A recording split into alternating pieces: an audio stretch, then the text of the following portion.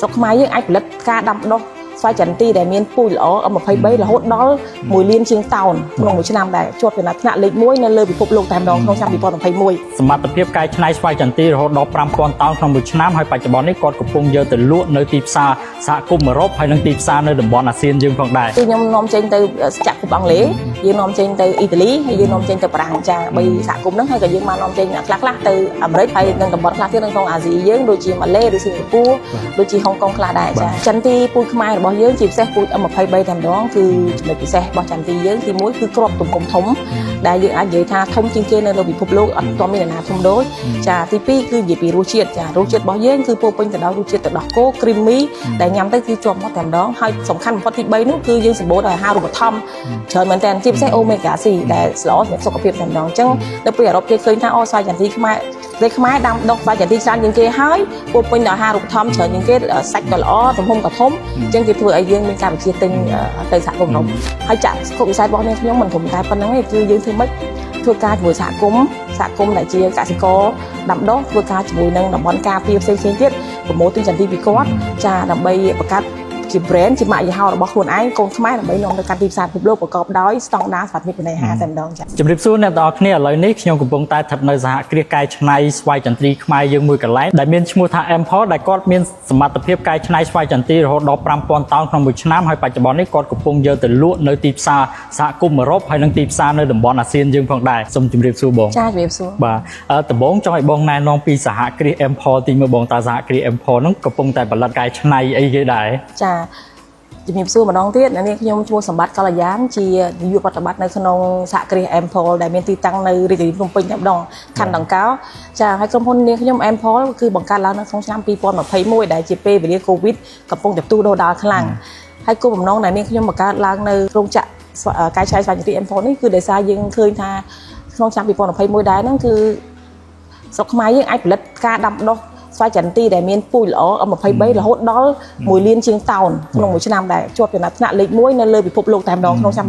2021ដោយឡែកដល់បច្ចុប្បន្នកាលហ្នឹងក៏យើងឃើញថាស្វាយចន្ទីហ្នឹងក៏អាចជាប់ចំណាត់ថ្នាក់លេខ2ក្នុងពិភពលោកក្នុងឆ្នាំ2025យើងដែរចាហើយគោលបំណងមួយទៀតហ្នឹងគឺយើងជួយកសិករក៏ដូចជាជួយខ្លួនឯងដែរដោយសារខ្លួនខ្ញុំក៏មានសម្ការមួយដែរដាំស្វាយចន្ទីចាអញ្ចឹងយើងគិតថាអូខេការកែច្នៃស្វាយចន្ទីហើយជាដំណាំមួយដែលល្អសក្តានុពលអញ្ចឹងយើងក៏គិតថាបង្កើតរោងចក្រដើម្បីជួយទាំងកសិករខ្មែរយើងដើម្បីជួយអភិវឌ្ឍវិស័យស្វាយចន្ទីដែលជាដំណាំសក្តានុពលទៅកាន់ទីផ្សារពិភពលោកផងដែរចាហើយចាក់ស្គប់វិស័យរបស់ខ្ញុំមិនត្រឹមតែប៉ុណ្្នឹងទេគឺយើងធ្វើម៉េចធ្វើការជាមួយសហគមន៍ដែលជាកសិករ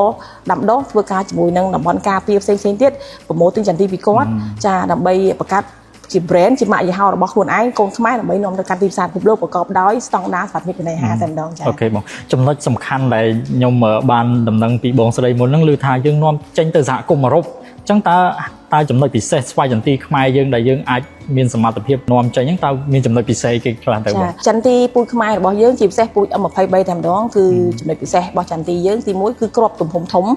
ដែលយើងអាចនិយាយថាធំជាងគេនៅលើពិភពលោកអត់ទាន់មានអ្នកណាធំដូចចាទី2គឺនិយាយពីរសជាតិចារសជាតិរបស់យើងគឺពោពេញទៅដោយរសជាតិទឹកដោះគោ creamy ដែលញ៉ាំទៅគឺជាប់មាត់តែម្ដងហើយសំខាន់បំផុតទី3នោះគឺយើងសម្បូរដោយអាហារូបត្ថម្ភច្រើនមែនតើជាពិសេស Omega 3ដែលល្អសម្រាប់សុខភាពតែម្ដងអញ្ចឹងនៅពេលអឺរ៉ុបគេឃើញថាអូស្វាយចន្ទីខ្មែរដាំដុះស្វាយចន្ទីច្រើនជាងគេហើយពោពេញដោយអាហារូបត្ថម្ភច្រើនជាងគេសាច់ក៏ល្អទំហំក៏ធំអញ្ចឹងគេធ្វើឲ្យយើងមានការវិជាទិញទៅសហគមន៍នោះឥឡូវគេបានស្គាល់ស្វាយចន្ទីខ្មែរច្រើនអត់ដូចពីមុនទេគេអ្វីដែលស្គាល់ពីកម្ពុជាគឺគេហៅថា Giant Cashew ឬក៏គេហៅថា Jumbo Cashew ដែលមានទំហំធំមែនទែនចា៎មានន័យថាស្វាយចន្ទីយើងកំពុងតែចង់និយាយកំពុងមានគេឈ្មោះល្បីបាទនៅលើទូទាំងពិភពលោកអាចថាសហគមន៍អឺរ៉ុបឬថាបច្ចុប្បន្នតើប្រទេសនៅក្នុងសហគមន៍អឺរ៉ុបតើប្រទេសណាដែលបងនាំចេញទៅច្រើនជាងគេបច្ចុប្បន្នគឺខ្ញុំនាំចេញទៅចក្រភពអង់គ្លេសយើងនាំចេញទៅអ៊ីតាលីហើយយើងនាំចេញទៅបារាំងចា3សហគមន៍ហ្នឹងហើយក៏យើងបាននាំចេញខ្លះទៅអាមេរិកហើយនឹងតំបន់ខ្លះទៀតនៅក្នុងអាស៊ីយើងដូចជាម៉ាឡេឬសិង្ហបុរីដូចជាហុងកុងខ្លះដែរចាហើយក៏មានទីផ្សារលក់នៅក្នុងស្រុកច្រើនដែរចំណុចមួយទៀតខ្ញុំគិតថាសហគមន៍អឺរ៉ុបគឺល្បីក្នុងការតឹងរឹងទៅលើសុវត្ថិភាពចំណីអាហារពាក់ព័ន្ធនឹងការកែច្នៃនឹងខ្លាំងតើសហគ្រាស Empol តើមានចំណុចពិសេសអីខ្លះឬក៏មានស្តង់ដារខ្លះបានសហគមន៍អឺរ៉ុបគាត់ ចង់និយាយថាគាត់សប្បាយចិត្តក្នុងការសហការនាំចេញស្វាយចន្ទីពីសហគ្រាសបង ចារោងចក្រ Empol គឺកាបការឡើងមកក្នុងគោលបំណងដើម្បីនាំចេញតែម្ដងចាអញ្ចឹងរោងចក្រនេះខ្ញុំគឺយើងមានសវត្ថិភាពចំណីអាហារពិភពលោកយើងមាន GMP ហើយយើងមាន HACCP ដែលបញ្ជាក់ពីសវត្ថិភាពចំណីអាហារពីអនាម័យខ្ពស់តែម្ដងចាហើយទី2យើងមានដល់ Halal យើងមាន FDA ហើយរោងចក្រនេះខ្ញុំកំពុងតែធ្វើម៉េចដើម្បីដណ្ដើមយកសវត្ថិភាពចំណីអាហារពិភពលោកគេហៅថា BRC ហើយយើងនឹងបន្តទៅយកសវត្ថិភាពបន្តទៀតទាក់ទងនឹង Forest Alliance Organic យើងក៏មាន Organic ដែរចាហើយជាមួយទៀតយើងតាក់ទងនឹង Social Fair Trade អញ្ចឹងគោលបំណងរបស់យើងធ្វើម៉េចក្នុងរយៈពេល5ឆ្នាំឲ្យដើរដល់ Social Fair Trade ចាអូខេមួយទៀតបងដៃគូសហការដែលទទួលទិញពីបងនៅសហគមន៍អឺរ៉ុបគឺនៅបរទេសហ្នឹងតើអ្វីដែលគេសរសើរស្វាយចន្ទីខ្មែរយើងខ្លាំងជាងគេបងចាអ្វីដែលគេរសារពីស្វាយចន្ទីតាក់ទងនឹងគុណភាពតែម្ដងចាយើងកែច្នៃតែស្វាយចន្ទីរបស់ខ្មែរហើយគុណភាពខ្ពស់ហើយអាហារូបត្ថម្ភល្អហើយតម្លៃក៏សមរម្យដែរចាគុណភាពល្អហើយអាហារូបត្ថម្ភល្អហើយតម្លៃសមរម្យដែរអាចគួរប្រជែងបានក្នុងទីផ្សារដែរចាមួយវិញទៀតបងមុននឹងជួបបងហ្នឹងខ្ញុំដើរមើលចង្វាក់ផលិតកម្មហើយខ្ញុំឃើញ process ច្រើនមានទាំងបុគ្គលិកដែលគាត់ស្លៀកពាក់ត្រឹមត្រូវហើយមានទាំងម៉ាស៊ីនអីច្បាស់លាស់នៅក្នុងហ្នឹងតើគុណភាពឬក៏សុវត្ថិភាពនៅក្នុងសហគ្រាសផុនបងហ្នឹងមានលក្ខណៈពិសេសមិនដែរបងចាគ្រប់ទូនាទីម៉ាស៊ីននីមួយៗហ្នឹងគឺមានទូនាទីរៀងខ្លួនយើងមានម៉ាស៊ីន grading យើងមានម៉ាស៊ីន lean យើងមានម៉ាស៊ីន peeling machine យើងមានម៉ាស៊ីន workshop ផ្សេងៗទាំងអស់យើងមានចាហើយនេះមួយភាគច្រើននៅក្នុងរោងចក្ររបស់យើងស្វ័យប្រវត្តិអស់ហើយអញ្ចឹងការបុគ្គលិកក៏យើងមានដែរតែយើងមិនមានច្រើនទេអញ្ចឹងធ្វើម៉េចម៉ាស៊ីនទាំងអស់ហ្នឹងធ្វើម៉េចដើម្បីការឆ្នៃស្វ័យចន្ទីឲ្យមានស្តង់ដារគុណភាពល្អកុំឲ្យមានបែកបាក់ច្រើនហើយម៉ាស៊ីនទាំងអស់ប្រកបដោយគេហៅថាអនាម័យដូចគ្នាចាសុខភាពអញ្ចឹងនៅពេលដែលយើងធ្វើតាក់ទងជាមួយអាហារគឺយើងប្រយ័ត្នមែនទែនហើយម៉ាស៊ីនទាំងអស់កើតឡើងដោយសិតតែគេហៅថារបស់ដែលអត់ប៉ះពាល់ដល់ចំណីអាហារដូចបើយើងនិយាយពី inox វិញគេហៅថា inox វិញគឺថាផុតលេខ304ផុតលេខគេធ្វើម៉េចកុំឲ្យពេលដែលការឆ្នៃនេះវាមានប៉ះពាល់ដល់ចំណីអាហារដែលធ្វើឲ្យអ្នកញ៉ាំទទួលប៉ះពាល់សុខភាពចាមិញបងបញ្ជាក់ថានាំទៅសហគមន៍អឺរ៉ុបជើងទី1ហ្នឹងនៅឆ្នាំណាដែរបងខ្ញុំបាននាំជើងទី4នៅឆ្នាំ2024ខែ11អូខេហើយអ្វីដែលពេលដែលទៅដល់សហគមន៍អឺរ៉ុបភ្លាមតើបងមានអារម្មណ៍យ៉ាងម៉េចដែរក្នុងនាមជាកូនខ្មែរម្នាក់នៅពេលដែលដល់សហគមន៍អឺរ៉ុបភ្លាមខ្ញុំរៀងប្រោតដែរដែលចាកាលពីមុនខ្ញុំធ្លាប់តែធ្វើការប្រកួតប្រជែងនៅក្នុងទីផ្សារក្នុងស្រុកគ្នាឯងតែដល់ឡែកនៅពេលដែលខ្ញុំដើរចេញទៅទីផ្សារពិភពលោកខ្ញុំឃើញថាទីផ្សារធំមែនទែនពិភពលោកអញ្ចឹងខ្ញុំរៀងប្រោតខ្លួនឯងដែរមានមោទនភាពថាកូនខ្មែរមួយរូបអាចធ្វើបានអាចនាំចេញមានសុខភាពនាំចេញស្វាយចន្ទីបានមិនធំតែនាំចេញស្វាយចន្ទីតែ big shop របៀបចេះទេខ្ញុំនាំចេញស្វាយចន្ទីទាំងលក្ខណៈ brand យីហោរបស់ខ្លួនឯងដែលមានដាក់ Empol ទៅចូលក្នុងទីផ្សារទំនើបខ្លះនៅអង់គ្លេសផងហើយជាមួយនៅ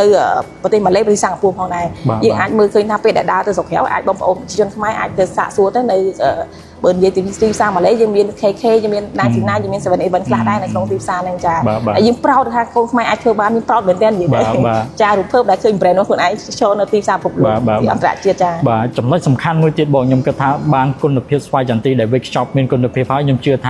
ានឹងផ្ដោតសំខាន់ទៅលើពូជតើពូជខ្មែរយើងបច្ចុប្បន្ននេះបងប្រម៉ូទិញពីខេត្តណាខ្លះដែរហើយទីផ្សារស្វាយចន្ទីបច្ចុប្បន្ននោះតម្លៃយ៉ាងម៉េចដែរដែលបងទទួលទិញពីកសិករឬក៏ពីមូលដ្ឋានយើងបងក្រុមចាក់ខ្ញុំអាចនិយាយថា80% គឺយើងកែច្នៃតែក្របធំហ្នឹងដែលមានឈ្មោះថាពូជ M23 ចាគឺពូជ M23 ហ្នឹងគឺយើងបានព្យាយាមរយៈពេល1ឆ្នាំខ្ញុំព្យាយាមប្រយោគក្របពូជ M23 ក៏ដូចចន្ទីហ្នឹងគឺទៅទីផ្សារពិភពលោកដើម្បីណែនាំឲ្យគេស្គាល់អញ្ចឹងគេស្គាល់ហើយថាពូជហ្នឹងមកពីប្រទេសណាអញ្ចឹងយើងឃើញថាតាំងពីគុណភាពតាំងពីទំហំតាំងពីសុខភាពគឺវាល្អ M23 ចាបាទហើយចំណុចមួយទៀតដែរបងតើកសិករដែលបងទទួលទិញហ្នឹងតើបច្ចុប្បន្ននេះចង់និយាយថាអាចថាជីវភាពឬក៏តម្លៃទីផ្សារហ្នឹងក៏មិនដែរបងអាចកសិករដែលខ្ញុំទទួលទិញខ្ញុំភាគច្រើនខ្ញុំទិញពីសហគមន៍ហើយក៏កសិករដែរអញ្ចឹងតម្លៃគឺសមរម្យទាំងអស់អញ្ចឹងនៅពេលដែលគាត់លក់ឲ្យឈ្មួញកណ្ដាលប៉ុណ្ណាគឺខ្ញុំពេលខ្លះខ្ញុំអាចឲ្យស្មើពេលខ្លះក៏អាចលើសដែរចាដោយសារសហគមន៍ធ្វើការមួយសហគមន៍ហើយពួកខ្ញុំធ្វើការនៅសហគ្រាសនេះគឺយើងធ្វើម៉េចឲ្យតម្លៃបន្ថែមទៅកសិករឲ្យបានច្រើនយើងអត់ចង់ថាកេងចំណេញតែធ្វើម៉េចឲ្យបានតម្លៃថោកហើយយើងមកយកមកលក់កែច្នៃបានថ្លៃអត់ទេគឺយើងតម្លាភាពទាំងអស់គ្នាតែចាមានន័យថាបើសិនជាយើងនាំចេញទៅក្រៅតម្លៃកាន់តែល្អយើងព្យាយាមកំណត់តម្លៃពីសហគមន៍កាន់តែល្អប្រសើរថែមទៀតចានៅពេលដែលយើងបានខ្ពស់សហគមន៍ក៏បានខ្ពស់ដែរចាហ្នឹងគឺអញ្ចឹងបាទអ្នកទាំងអស់គ្នាខ្ញុំពិតជាមានមោទនភាពដែលបានចុះមកសហគ្រាសកែច្នៃស្វាយចន្ទី Apple របស់បងស្រីផ្ទាល់មិននឹកស្មានថាស្វាយចន្ទីខ្មែរយើងកំពុងតែមានកេរ្តិ៍ឈ្មោះល្បីហើយរហូតដល់សហគមន៍អឺរ៉ុបដែលគេល្បីថាស្វាយចន្ទីខ្មែរហ្នឹងមានគុណភាពល្អទាំងរសជាតិទាំងទំហំគឺគេសរសើរខ្លាំងមែនទែនហ្នឹងហើយឮថាមិនថាលក់នៅសហគមន៍អឺរ៉ុបយើងក៏លក់នៅក្នុងទីផ្សារ សារក្នុងស្រុកដែរ ចាលក់ក្នុងទីផ្សារក្នុងស្រុកដែរបច្ចុប្បន្នយើងអាចខ្ញុំបោះដុំទៅទីផ្សារអូរស័យទីផ្សារដាំកោផ្សារបាអំពៅផ្សារនិយាយទៅផ្សាររត់នៅក្នុងស្រុកខ្មែររបស់យើងហ្នឹងហើយក៏យើងមានចែកចាយទៅតាមម៉ាត supermarket ដូចជា Eon ដូចជា Lucky ដូចជានឹងម៉ាតផ្សេងៗទៀតដូចជា Caltex ដូចជា 7-Eleven ដូចជាចាម៉ាតផ្សេងៗនៅធំៗនៅក្នុងស្រុកខ្មែរចាដូចជា Super Duper ក៏យើងបាទចឹងឈ្មោះអីដែរបងពេលដែលយើងលក់នៅហ្នឹងគឺ Apple ចាគឺកញ្ចប់ shop របស់ Apple តែម្ដងបាទចឹងបើសិនជាអ្នកទាំងអស់គ្នាចង់ភ្លក់រសជាតិស្វាយចន្ទីដែលកែច្នៃពីសាគីបងស្រីអ្នកទាំងអស់គ្នាអាចទៅរកនៅតាមម៉ាតធំៗក្នុងស្រុកយើងបានដែលយើងកំពុងលក់បច្ចុប្បន្ននេះហើយជាចុងក្រោយបងមានអនុសាសន៍អីខ្លីចង់ផ្ដាំទៅប្រជាជនខ្មែរយើងឬក៏ជាអាចថាជាកសិករដែលគាត់កំពុងកែច្នៃដែរអញ្ចឹងបងចាជាចុងក្រោយខ្ញុំក៏សូមអរគុណជាដំបូងដល់កសិកររបស់យើងដែលប្រឹងដាំដុះស្វាយចន្ទីរបស់យើងស្វាយ M23 ហ្នឹងឲ្យមានគុណភាពល្អទំហំធំហើយ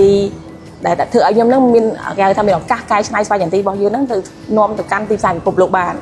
ចាហើយមួយទៀតដែរក៏សូមអរគុណដល់បងប្អូនក្នុងស្រុកអតិថិជនក្នុងស្រុកទាំងអស់ដែលតែងតែព្យាយាម support គ្រប់គ្រងផលិតផលខ្មែររបស់យើងចាខ្មែររបស់យើងអាចធ្វើបានច្រើនមែនទែនហើយនិយាយពីសុខភាពកណ្ដីហាវិញគឺអស់ចាមែនទែនគឺខ្លាំងមែនទែនដែលអ្នកខ្លះអត់ដឹងគិតតែខ្មែរធ្វើអត់បានគិតតែខ្មែរស្អត់មានស្តង់ដារតែពិតអត់ទេនៅក្នុងស្រុកខ្មែរឥឡូវគឺរោងចក្រដែលមានស្តង់ដារបែបនេះគឺច្រើនមួយមែនតើដែលយើងអ្នកខ្លះដឹងខ្ញុំអាចហ៊ាននិយាយចឹងហ្មងតួយ៉ាងដូចរោងចក្ររបស់ខ្ញុំអញ្ចឹងគឺយើងធ្វើឡើងគឺយើងប្រកបដោយស្តង់ដារស្វ័យភាពកណ្ដីហាទោះតែយើងអញ្ចឹងមិនយើងអាចទៅប្រកួតមួយពិភពលោកបានយើងអាចយកអ្វីដែលអត់ទៅប្រកួតមួយគេបានទេចាខ្ញុំក៏សូមទៅបងប្អូនខ្មែរទាំងអស់គ្នាធ្វើម៉េចយើងបែរមក support មកគ្រប់គ្រងផលិតផលខ្មែរក្នុងស្រុកឲ្យបានច្រើនចាមានតែខ្មែរយើងដែលអាចជួយខ្មែរបាននៅពេលដែលខ្មែរជួយខ្មែរហើយអញ្ចឹងសម្រាប់នាងខ្ញុំមួយដែលជាកូនខ្មែរដែលនាំយកស្វាយចន្ទីឬផលិតផលកសិកម្មផ្សេងទៀតទៅកាន់ទីផ្សារក្រៅប្រទេសខ្ញុំមានមោទនភាពមែនទែនតែខ្ញុំមានសមត្ថភាពអាចលក់នៅក្នុងស្រុកខ្ញុំបានច្រើនហើយខ្ញុំអាចមានឱកាសទៅលក់នៅទីផ្សារបរទេសបានកាន់តែច្រើនតទៀតដែរអញ្ចឹងចាបើគ្មានការ support គ្រប់គ្រងពីប្រជាជនរបស់យើងទេការទៅក្រៅប្រទេសក៏មិនសូវស្រួលប្រហែលដែរអញ្ចឹងសូមឲ្យបងប្អូនទាំងអស់ជួយគ្រប់គ្រងទាំងអស់គ្នាផលិតផលខ្មែរសុខភាពល្អទាំងអស់គ្នាចាអរគុណចាអរគុណ